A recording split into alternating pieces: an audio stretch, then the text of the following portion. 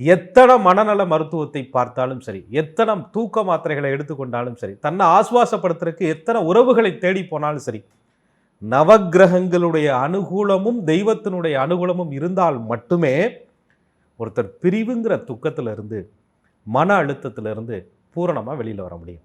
அதில் மிதுன ராசிக்காரவங்க, அவங்களுடைய ராசிக்குரிய கிரகம் புதன் பகவான், காலச்சக்கரத்தினுடைய 3வது ராசின்னு சொல்லப்படுது. உங்களுக்கு தெரியும், அது ஒரு காற்று ராசி. எண்ணம், சொல், செயல் எல்லாத்துலேயுமே ஒரு வேகம் கொண்ட ஒரு ராசி மிதுன ராசி.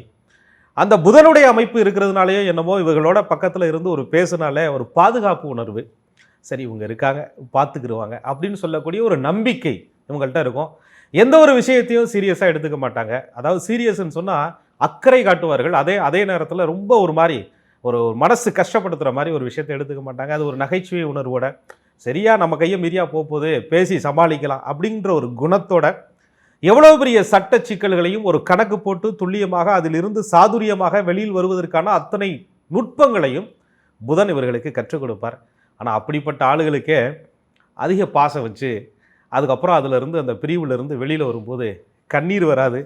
சொல்லுவாங்க, மிதுனராசிக்காரர்கள் ஒரு மேல் பாசம் வைத்து அந்த பாசத்தில் இருந்து, அந்த நட்பில் இருந்து, அந்த உறவில் இருந்து வெளியில் வரும்போது மனசில் கண்ணீர் வராதியா, வாட்ஸ்அப்பில் ஸ்டேட்டஸ் தாயா வரும்.